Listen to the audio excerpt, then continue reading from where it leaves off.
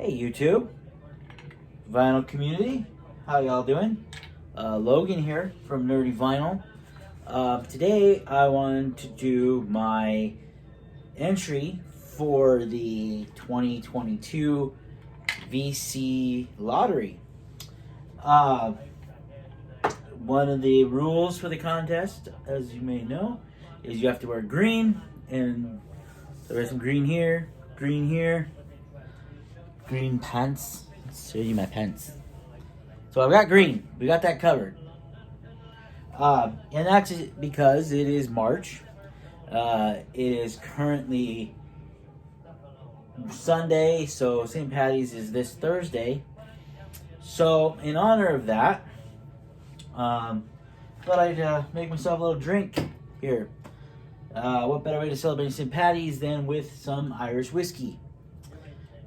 So the reason for this is, so the whole point of this lottery video is to explain yourself as a collector, how you collect, how you approach collecting, and things like that. And so for me, I always let me fix this so you can see my whole head. Tripod magic.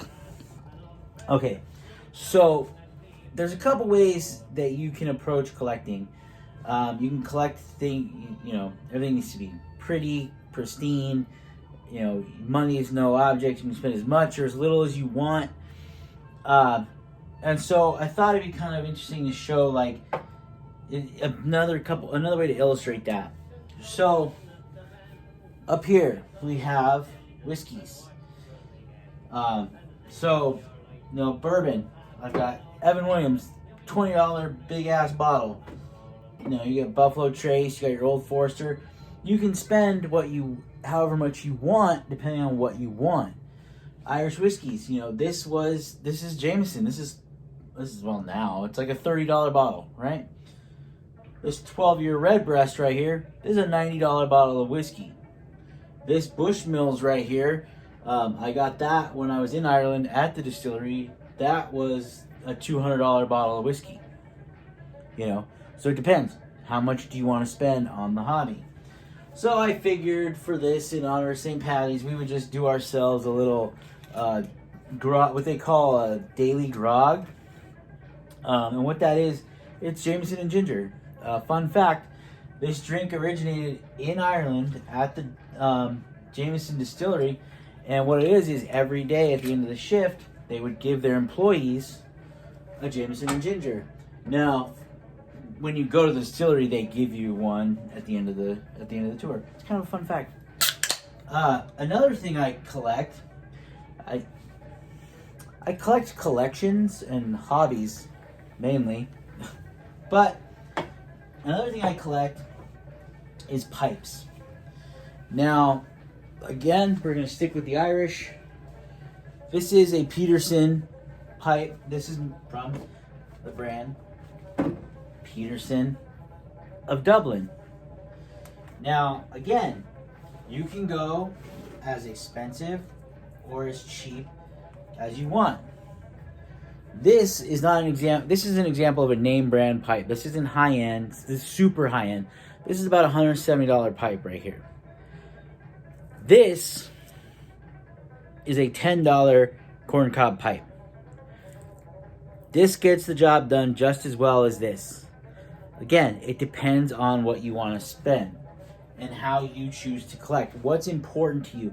Where do you see yourself spending the money? Okay? Now for me, I spend the money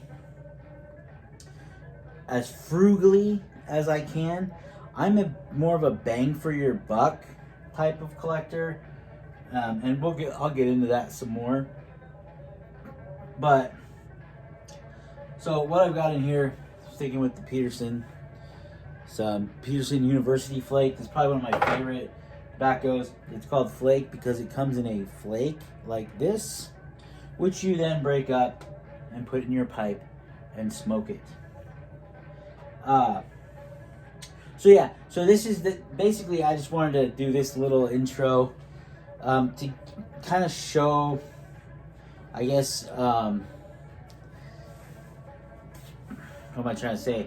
To try to illustrate that with any hobby, it depends on, you know, when one of the things that determines what kind of collector you are is how much do you put emphasis on how much you're going to spend on stuff and on what you collect. I would rather spend the money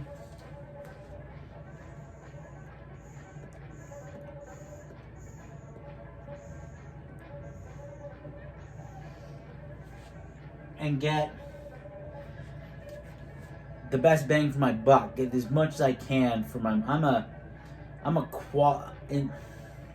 When it comes to vinyl, I'm more of a quantity over quality guy. I'm not gonna buy something that won't play. I'm not gonna buy anything that's junk. Unless, if you watch my videos, if it's in a dollar bin, I don't really care what it looks like as long as the media is good. That makes sense? All right. So, with that being said, let's get into this video. We're already 6 minutes in, but let's just keep going. This is gonna be a long one. I have a feeling a lot of these lottery videos are gonna be pretty long. So, but yeah, let's get into this. Sláinte.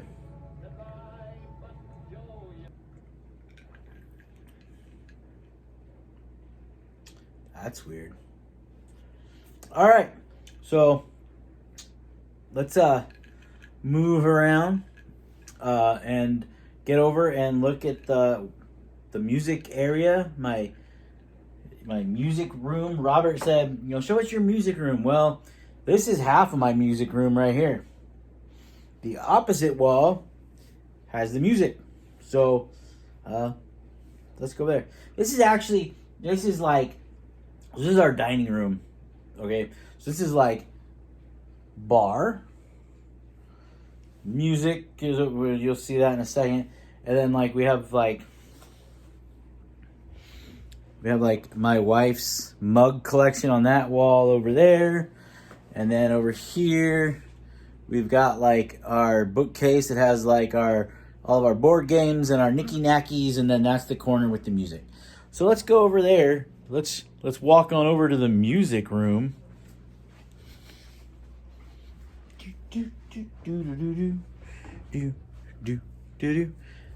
Look at that. We made it. All right. Let's reposition this, make it settle down a little bit, and we'll get into that. Let's do it. Okay. So right out of the gate, let's just show you what we're working with here. As you can see, I've got a couple albums hanging up here. Again, we're sticking with the St. Patty's. We're sticking with the Irish theme. So we got your Bing Crosby over here. You got some Clancy Brothers over here. Then we got the Dubliners box set right here. But you know, so I got these as a way to display albums. This one over here is probably going to be like, whatever. I'll pick a random album and change that one out from time to time. This one over here, the thought process behind this is I got tired of leaning. So I would be like, I'm listening to this right now. I turned it off. Maybe you heard it earlier. But I turned it off so not to get... Hopefully I don't get dinged for a copyright. I probably will, but whatever. But what I used to do is I would be listening to something, and then I would lean the album, the jacket up like this. Well, then I'd come over and I'd flip it, and I'd have to take it off, pick this up, flip it, put it down, and then put this back. Right? It's not a big deal. It's not like super labor intensive. It's just awkward, kind of. Sorry, my belly itches. Oh gosh, do I keep that in? Do I take it out? I don't know. We're just winging this thing anyways. So when I bought these, it was a 2-pack from Walmart for $13. So I decided to make this one like my now playing. So this is just up here for the video. Just I wanted a thing going on. Got my Robin Williams memorial right here. But normally this is going to be the jacket for whatever I'm listening to. Now, obviously, if I'm listening to something like this, which is a box set, it's not going to fit in there, obviously. So, whatever. Ideally, what I want to do is get a couple more of those and do like, more of a, like have like 2 and 2. And then under here, I've seen a lot of 3D printed now playing deals that you can get. And so what I would like to do is have 4 albums that I'm just displaying, and then have my now playing right here. It's a work in progress. So we'll see what happens. Now I'm gonna drop down here, and well, you know what? Let's go over the equipment. So this also is a work in progress. Right here I have my Victrola turntable. I don't remember the model number on this. Again, I buy what I can afford when I can afford it. I had one of those really bad suitcase style when I moved to our new house. It decided it wanted to catch on fire the first time I listened to it. So we went to buy a new one, not one of those, but I was like, that's it, we're getting a real turntable. I'm taking this seriously. So we went to this place, the local store called Nebraska Furniture Mart. I don't know if you guys have, they're called Nebraska Furniture Mart, but I know they have them in like Texas and stuff. Anyways, and they had these on clearance, and it was like normally $90, and it was on clearance for $30.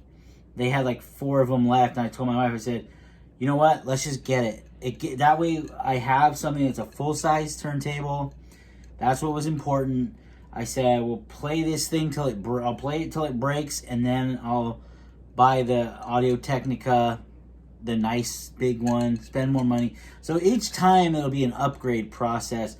But I gotta be honest, I've had 0 issues with this thing. It is great. There's one slight issue. I do have to like sometimes really the button to raise the arm and hold it in place. Sometimes I really gotta give it the business to get it to stay up. But other than that, I've had like I said, I've had no issues with it, playability wise. So for sound, I have this cheap sound bar that I got way back when. I paid like $115. It's got a Bluetooth sub, which is down below. You'll see that in a minute. And it's okay. It gets the job done. It's not ideal. It's not what I have planned for the end game. I've said before, I have some really nice vintage speakers that I intend to use. It's just a process of getting an amp for it. And I have decided that since I've started listening to my CDs again, I do want to get a CD player and a tape deck so that I can get more, so I have more options than just vinyl. I want to, CDs, cassettes. I feel like there's essentially a whole time frame of music that's not available on vinyl just because they weren't pressing vinyl like in the 90s and stuff like that. But, so that's the top view of my sound area, my listening area. I'm going to go ahead and lower the tripod, and we will we'll see what that looks like. All right.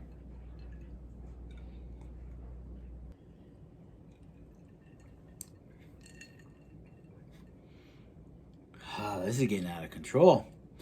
All right, let's keep going. Okay, so now here's the lower part of my music center, stereo stand, whatever you want to call it. So I've talked about this before, but I just built this recently. It's built all out of 2x material. This isn't final stage. I built this in winter, so you know, if you know anything about woodworking, sorry, I'm gonna try to do this best I can. If you know anything about woodworking, paints and stains and things like that don't really do what they're supposed to do as well when it's, you know, 10 degrees outside. So when it warms up, actually we've had a pretty warm winter. I probably could have gotten away with doing it, but the plan is when spring and summer show up, I'm going to sand and finish this.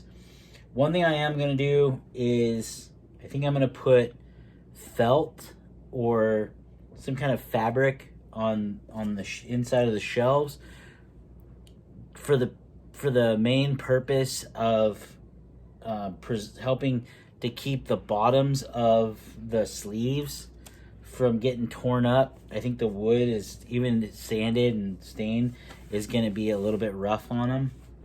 So that's just one thing I might do. I don't know what I'm gonna do. I don't know if I might do a char on this. I might just stain it. I don't know. I think I want to do like a pretty, like, I was thinking about doing a color deal, like different colors, but that might be too obnoxious. I don't know. We'll see what happens. We will see what happens. But so let's talk about how I store my records. Now, here we have, I have the alphabet split. It goes A through K right here, ending with KISS. So we've got everything. We go from Eddie Arnold. Actually, we go from AFI all the way down here. This little guy. We go from AFI to KISS in this rack here. And then, come on, okay, I screwed that up. But then over here, we go from Cyndi Lauper to ZZ Top. And then at the end here, I have these are some records that I got that were in a free bin. Hank Williams and Johnny Cash. These were, like I said, these were in a free bin. No jacket. They were loose, not even any sleeves. So I'm going to try to get some generic blank ones to put those in. So that's what's up here. As you can see, my collection is small. So I don't see the point yet in breaking things up by genre. I know a lot of people do that. It would be like a bunch of extra work that's not necessary at this point. So at this point, it's just A through Z on the top here. I've seen a couple different videos of people talking about how they categorize. Some people do their albums chronologically, so by order of release. I don't do that personally. I go by title name. So I'll do, I'll alphabetize the albums, and if I have a greatest hits of that person, the greatest hits will always go at the end. So it'll be like just studio albums, live albums, and then greatest hits. That's how I do it.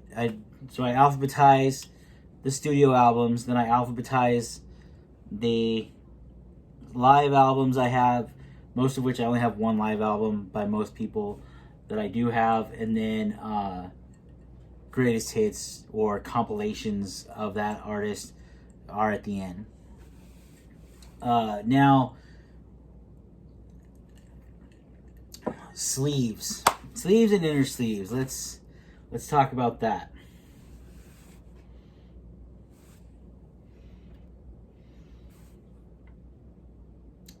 So I've experimented with different sleeves and inner sleeves. Let me see if I can pull out some of the... So the first ones I ever bought, I found at a local store, and they were from vinyl style.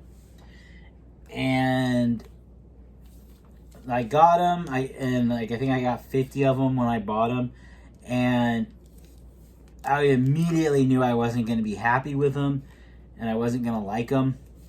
And the main reason for that is this.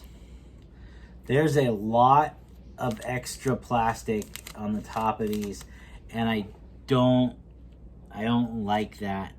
I could cut it down, which I may do still, but I don't like. And they're very thin. I think these are, if these are even a 2 mil, that's, I don't even know. I don't know. I could, but like I said, I bought them to have something, and not a fan. Not a fan. Gosh.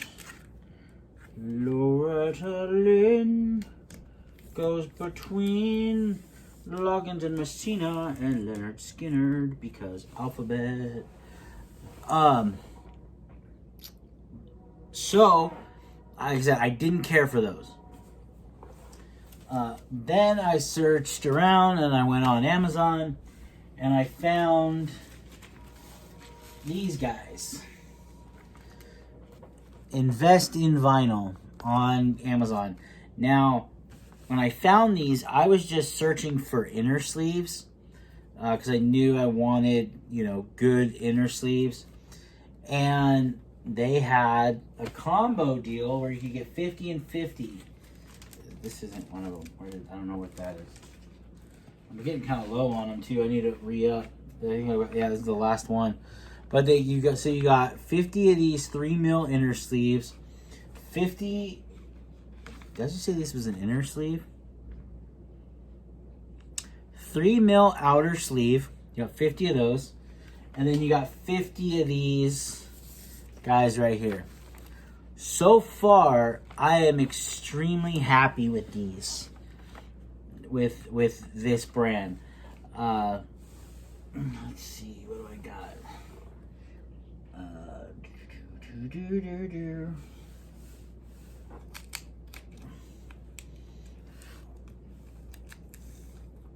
So this is, you can see, very little excess on the top. Nice, clear inner sleeve. And so this has been the way I've been going. And I really, really like doing it this way. I have adapted the vinyl on the outside of the jacket, so it's easy to just take it out. I do put the vinyl in from the jacket in from the top to avoid that pull-off situation. And when I put the albums inside the outer sleeve like this, I always put it in like this so that the vinyl comes out the side. And this might be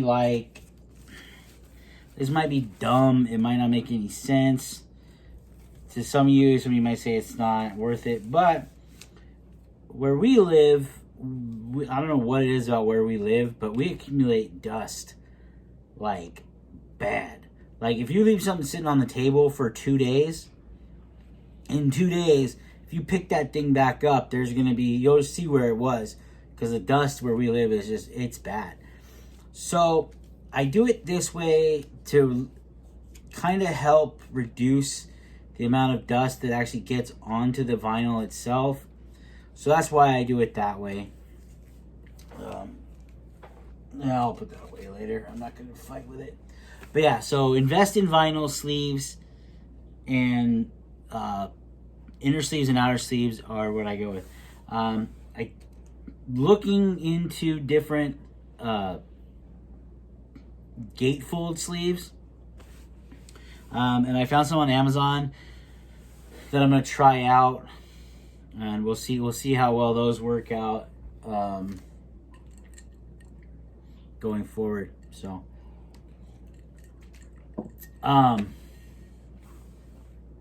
what else? Oh, okay. So that's the main part of the collection, right? Sorry.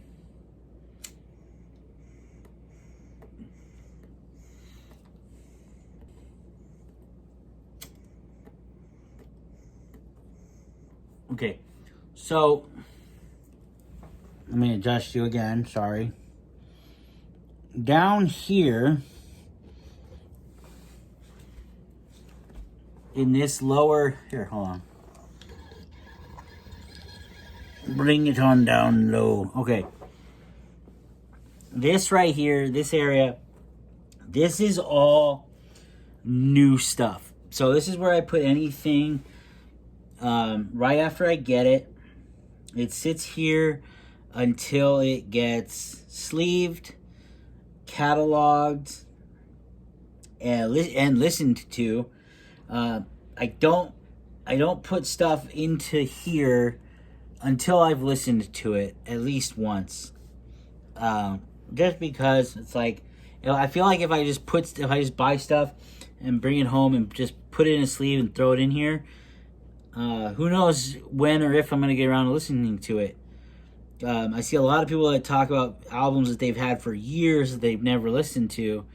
I'm like, well, how does that happen? Well, that's probably how it happens. So that's that. And then I'll back up. As you can see, I got my sub here. This, originally, the plan was for this to go underneath, but it's just a hair too tall. I don't know if I could take these rubber feet off. I don't know if I'd want to do that, but probably not because there's a speaker down there. But yeah, so I don't know. I might lay it on its side, maybe. But this is where I wanted to do like box sets and stuff. So we'll figure that out and moving forward. Like I said, this whole thing is not set in stone. It's still a work in progress. Over here, and this one here, this is where we keep our soundtracks. And our soundtracks range anywhere from, let me give you a hint, give you an idea. I've got the Man Without a Name trilogy, Clint Eastwood Spaghetti Western soundtrack, right there. We've got, well, here's another one. Here we got Rocky Horror Picture Show, right? Then you keep going, and we've got, what do we got? We got a little Sound of Music. We got some Cats. We got Guardians of the Galaxy. We got Fiddler on the Roof. So as you can see, my wife is a huge Broadway fan. So I figured if I'm going to be collecting vinyl and I'm going to be playing music all the time, it's only fair to buy stuff that she likes, that she'll want to listen to, you know, to not necessarily get her into the hobby as much as, you know, make it so it's not something that's all about me. Let's see, put this back in here. And these are not alphabetized in any way, mainly because I haven't gotten around to it. All right, so that's the entertainment stereo center. All right, let's keep going. You've seen the equipment, you've seen the organization and all that, how I store and all that. How do I clean my records? That's a good question. Let's talk about that. So,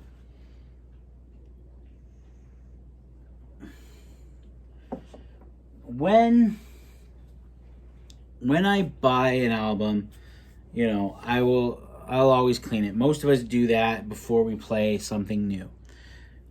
Now, if it's something brand new, I'll just show you what my cleaning equipment pertains to. I have this vinyl style felt pad deal. Okay, it comes with a little brush in it. And this is so once you get dust on it, you can just brush the dust off. I don't use this. I just use my finger. It comes right off. So now here's an important deal. So see, it says vinyl style. You can take that off and the brush goes this way. One thing I do is I always make sure that I do it in this orientation. That is important part because that is important to my cleaning routine. Now, if I buy something new and I'm strictly not gonna clean it, I'm just gonna run it for the first time. Here's what I do, and just follow me before you go. Yes, idiot. Okay, I know a lot of people are like, will tell you not to do this or whatever. Just follow me, okay? So I'll bring you in here, zoom you down. Okay. What I do when it's a brand new album, okay? It hasn't been sitting in a store in the racks for 8 years collecting dust, okay? It's brand new. Here's what I do. Press this little button. Let's see if it'll do it the first time. Like I said, sometimes I got to give it the business to make it work. Aha, there we go. Second try. Nice. Kick that over. Get things spinning. Now, like I said, this is if it's a brand new album.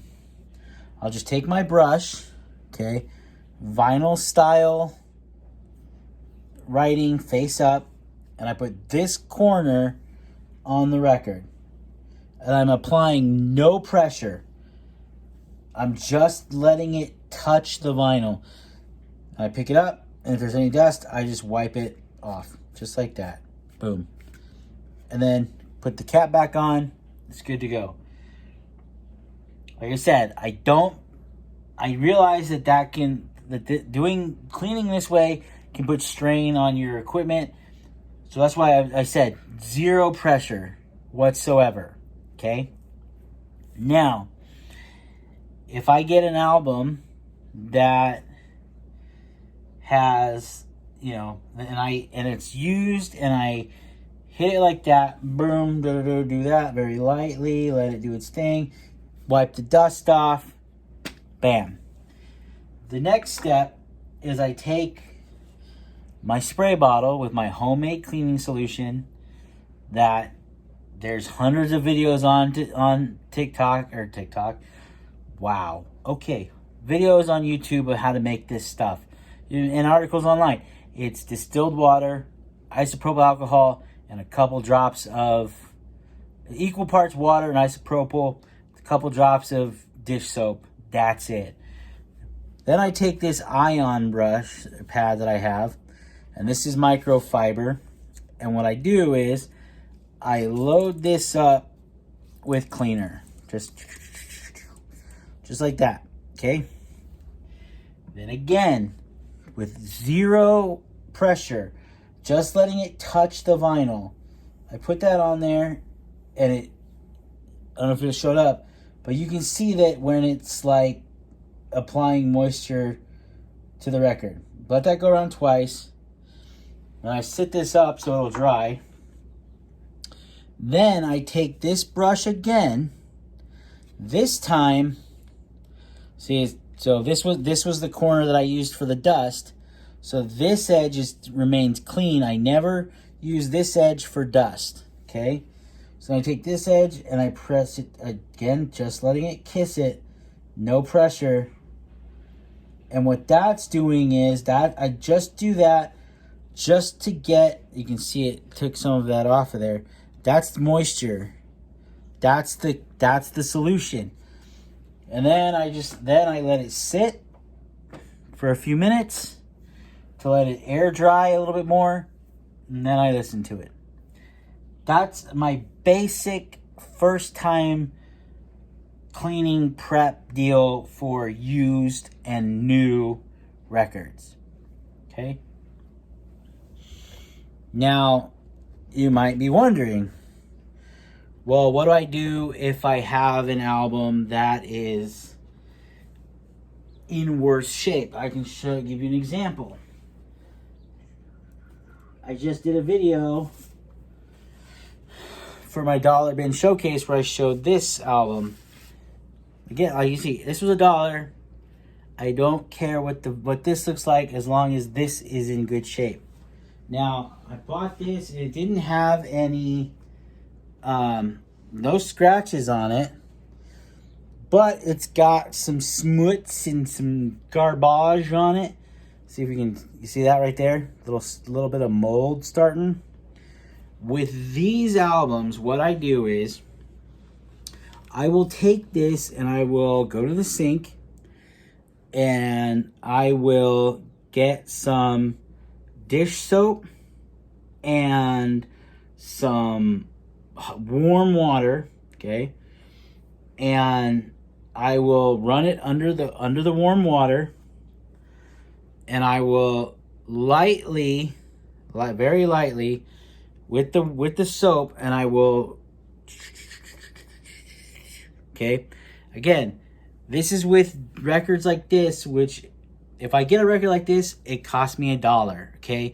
So am I worried about the label? Not as much. Just don't mess with it. If you get it wet, it's not going to hurt it just to get it wet.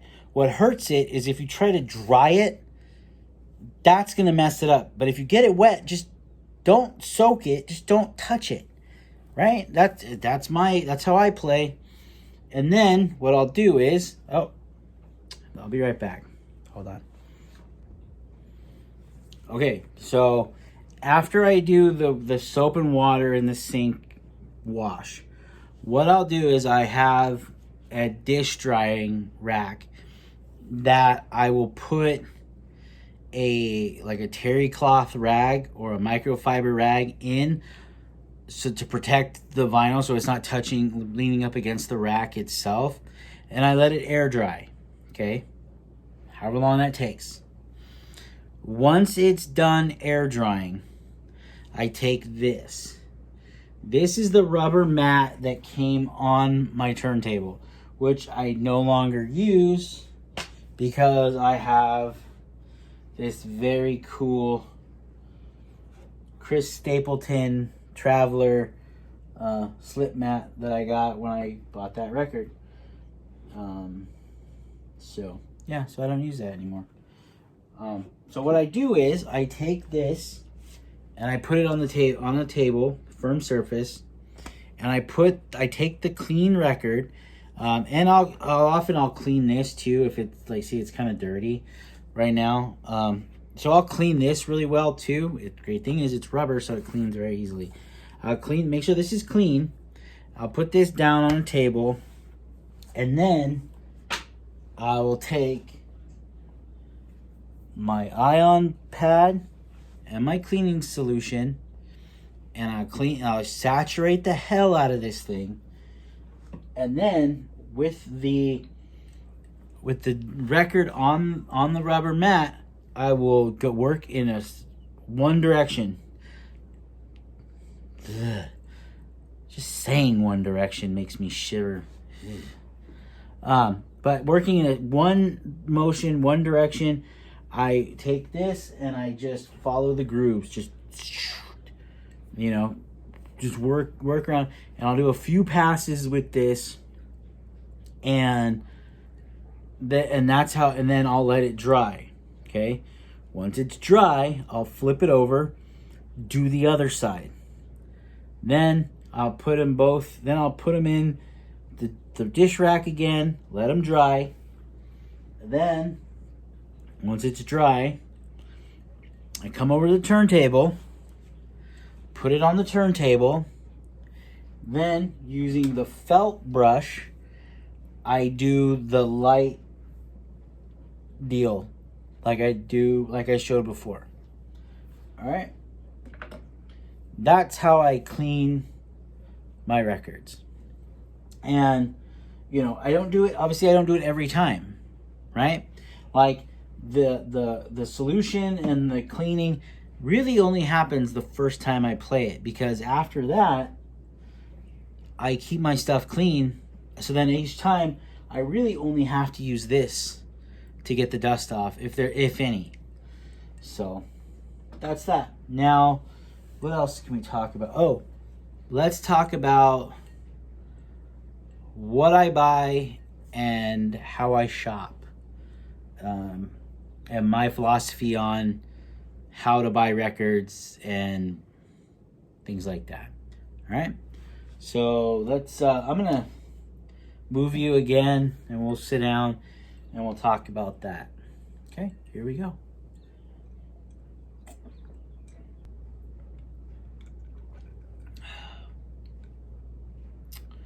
Whatever.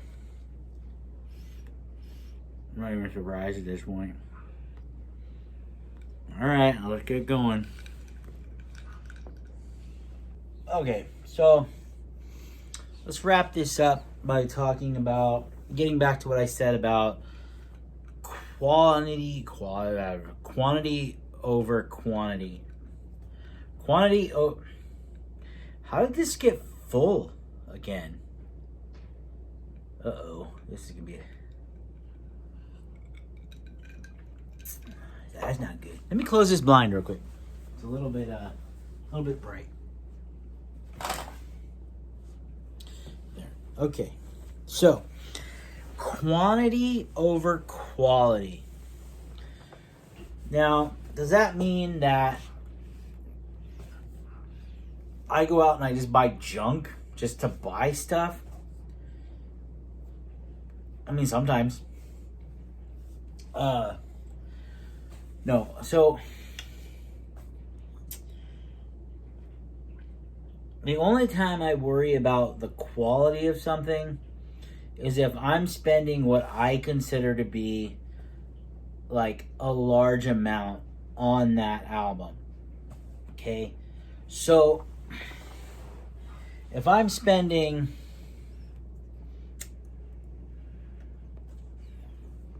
$30, $40, whatever on an album, it better be new. Okay, that, and people like, oh, first pressings and all. Yeah, like that's, but okay. So what I mean by that is it better be like new. So I'm talking mint. If I'm spending over $30 or more on something, it better be mint. I don't care how rare it is. I don't care, how sought after it is. I don't care how badly I want it. If it's not near mint, I'm not spending that money. Period. Now, if you're not familiar with my channel, which makes sense since I'm still a relatively new channel, I do what's called my $1 showcase, where every Sunday I show albums that I bought that week from the dollar bin. This was one that I just showed today. It's beat up. The record's beat up. The jacket is beat up. But I felt like the vinyl is savable, so it's $1 for me. Like, dollar albums, I don't care what they look like. But, I mean, it doesn't mean I only buy beat up stuff. I also showed this today that I bought this week. This Emmylou Harris, Roses in the Snow. This thing is in mint condition. And I found it for $1. And it's great. I've already listened to it. It's a beautiful album. She's got a beautiful voice.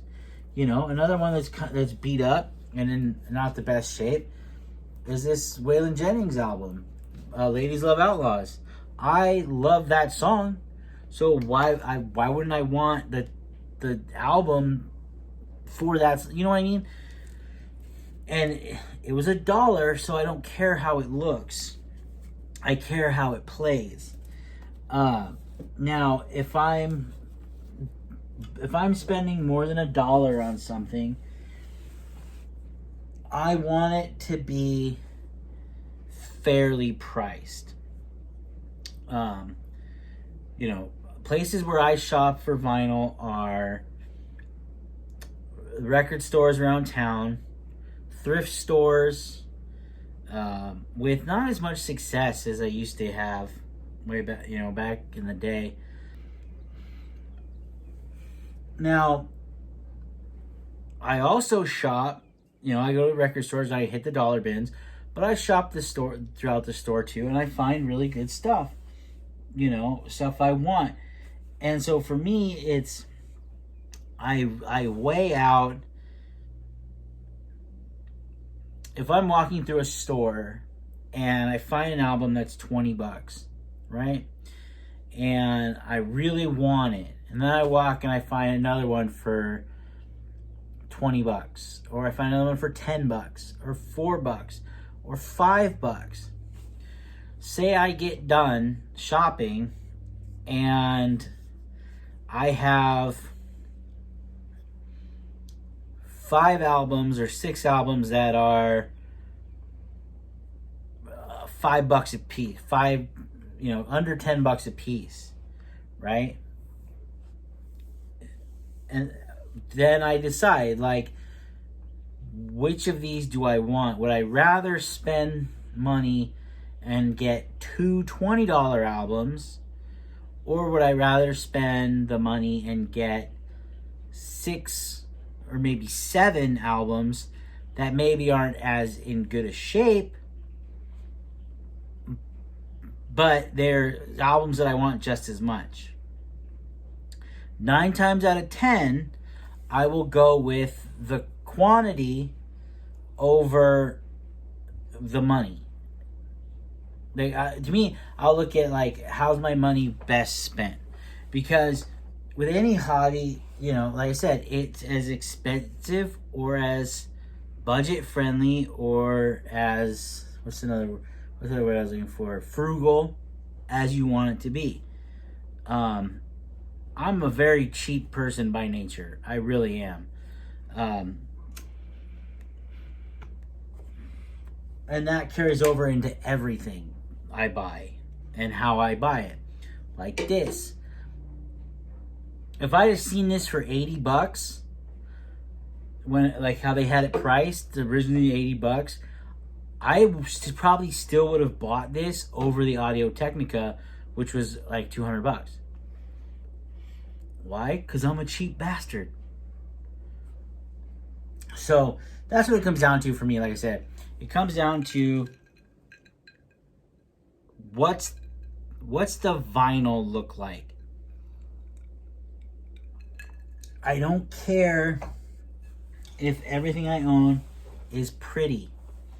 I don't care if it's beat up or not. And again, I use that same, but then I look at it and I go, okay, well, which albums are worth putting an outer sleeve on? Like this Charlie Pride right here. I don't have this in a sleeve. Why? Because it's not in great shape. The jacket's not in great shape. This one right here probably is never going to go into a sleeve. If the album is bad, if the jacket is shit, I'm not going to waste money, even though it's like, what, a few pennies to protect it.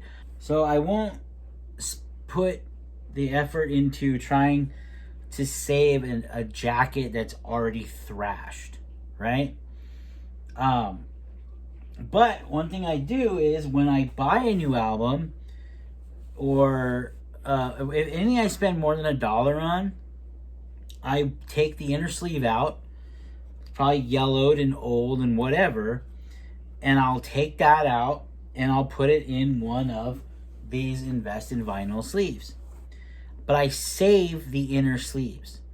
And albums like this, or ones that I get that don't have anything from a dollar bin, unless it's in really good shape, like that Emmylou Harris, will go into an old an old paper sleeve. I'll reuse it. It's just, you know, I just don't see the point in using going overboard on the protection for something that's already been thrashed. But protecting the vinyl is important. So I don't know if any of what I've said makes sense. If any of it's the right way. I'm sure some of it's right, some of it's probably wrong. But that's how I do it. That's how I shop. I know I might not have been as clear as I wanted to be, but hopefully you get what I was saying. Like, kind of give you an idea on what I decide, how I decide to spend my money. I found this album a few weeks ago. And I still need to do a video dedicated to this album and when I found it. But this is an original pressing, which doesn't matter to me. But this is an album I've been looking for years. Never found one. And it's in really phenomenal shape. And I found it and it was $20. Okay? But when I found it, when I saw it, I didn't even look at the price at first. Okay? I saw it and I knew it was going home with me. That happens too.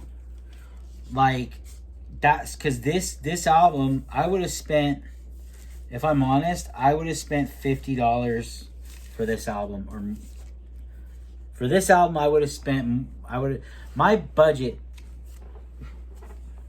like I said, I try not to spend more than $20 on an album. I know that with new albums, or not new, but new pressings, sealed new stuff you get from the store, you're gonna probably spend more than $20. So in those cases, yes, I will, if it's something I really want. Something like this, when I saw it, it was like, you're coming home, because this is on my list of absolute must-haves. That's another thing. Okay, all right, that sidebar. I don't go in for the 10 albums every vinyl collector must have shit. I don't. And here's why.